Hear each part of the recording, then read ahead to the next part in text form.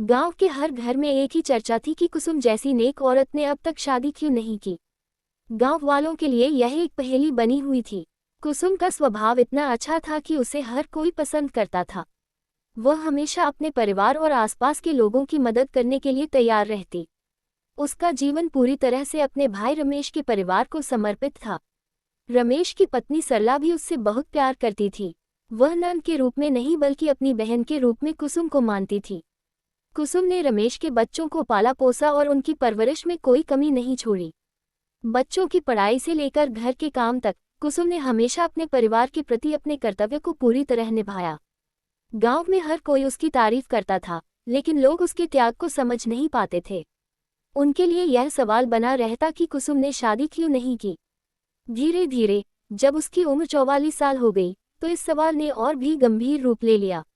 अब लोग उसके जीवन के बारे में अलग अलग बातें बनाने लगे थे। समय के साथ समाज का दबाव बढ़ने लगा। गांव की औरतें कुसुम से कहने लगी कि उसे अब अपने जीवन के बारे में सोचना चाहिए। कई लोग उसकी त्याग की तारीफ करते तो कुछ उसे समझाते कि अकेलेपन का दर्द बहुत बड़ा होता है। अब रमेश और सरला को भी चिंता सताने लगी कि अगर कुसुम के जीवन में कुछ हो गया तो वह अकेली रह जाएगी। रमेश ने एक दिन कुसुम से शादी के बारे में बात की, लेकिन कुसुम ने उसे हंसी में उड़ा दिया। उसे लगता था कि उसकी उम्र अब शादी के लिए नहीं है। वह अपने भाई और भाभी के साथ ही खुश थी, लेकिन धीरे धीरे समाज की बातों का असर उस पर भी होने लगा। रमेश और सरला ने महसूस किया कि कुसुम को अब एक साथी की जरूरत है जो उसके अकेलेपन को बांट सके। रमेश के एक पुराने मित्र सुरेश ने एक दिन उनसे मुलाकात की। बातचीत के दौरान उसने रमेश को बताया कि वह एक व्यक्ति को जानता है जिसका नाम अशोक है। अशोक विधुर है और उसकी एक छोटी सी बेटी भी है। वह अपनी बेटी के लिए एक अच्छी मां की तलाश में है और खुद के लिए एक साथी भी चाहता है। सुरेश ने सुझाव दिया कि कुसुम और अशोक एक दूसरे से मिल सकते हैं। रमेश और सरला को लगा कि यह कुसुम के लिए एक अच्छा अवसर हो सकता है। उन्होंने कुसुम से इस प्रस्ताव के बारे में बात की। शुरुआत में कुसुम थोड़ी झिझकी। उसे लगता था कि वह अब शादी के लिए बहुत बड़ी हो चुकी है। लेकिन रमेश और सरला ने उसे समझाया कि खुशियों का कोई समय नहीं होता।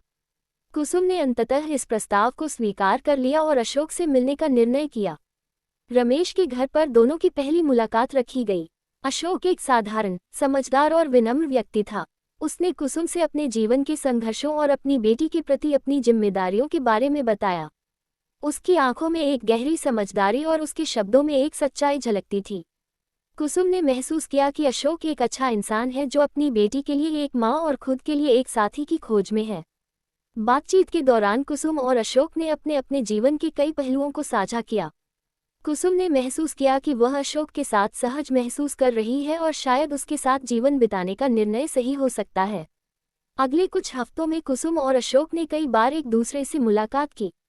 दोनों ने अपनी भावनाओं को एक दूसरे के साथ साझा किया। अशोक ने अपनी पत्नी के देहांत के बाद के अकेलेपन के बारे में बताया, तो कुसुम ने अपने त्याग और अपने परिवार के प्रति अपने प्रेम के बारे में बताया। धीरे धीरे दोनों के बीच एक गहरा भावनात्मक संबंध विकसित हो गया। अशोक की बेटी ने भी कुसुम को एक मां के रूप में स्वीकार करना शुरू कर दिया। कुसुम ने महसूस किया कि वह अपने जीवन में एक नई खुशी की ओर बढ़ रही है। दोनों परिवारों की सहमति से कुसुम और अशोक का रिश्ता पक्का हो गया और एक साधारण समारोह में उनकी शादी हो गई। शादी के बाद कुसुम ने अपने नए परिवार को अपनाने का संकल्प लिया। अब उसकी जिम्मेदारियों में अशोक की बेटी की देखभाल भी शामिल हो गई थी।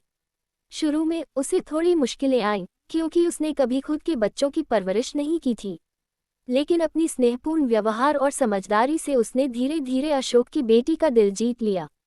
अशोक की बेटी ने भी धीरे धीरे कुसुम को अपनी मां की तरह मानना शुरू कर दिया। वह उसे अपने हर काम में सहयोग करती और कुसुम भी उसे अपने हर निर्णय में शामिल करती। दोनों के बीच का ये रिश्ता धीरे धीरे और भी मजबूत होता गया। हालांकि समाज ने कुसुम की इस नई शुरुआत को आसानी से स्वीकार नहीं किया। गांव के लोग उसकी उम्र को लेकर कई प्रकार की बातें करते। कुछ लोग कहते थे कि इतनी बड़ी उम्र में शादी करके उसने परंपराओं का उल्लंघन किया है। लेकिन कुसुम ने समाज की बातों को नजरअंदाज कर दिया। वह जानती थी कि समाज हमेशा कुछ न कुछ कहता रहेगा, लेकिन इंसान को अपने निर्णय खुद लेने चाहिए। उसने ये तय किया कि वह अपने परिवार के साथ खुश रहेगी और समाज की बातों को अनसुना करेगी। धीरे धीरे समाज ने भी उसकी इस नई भूमिका को मान्यता देना शुरू किया और उसकी प्रशंसा करने लगा। समय के साथ कुसुम का अपने परिवार के साथ बंधन और भी मजबूत होता गया। उसने अपने नए जीवन में एक संतुलन बना लिया था। वह न केवल एक अच्छी पत्नी बनी बल्कि एक प्रेरणादायक माँ भी बनी।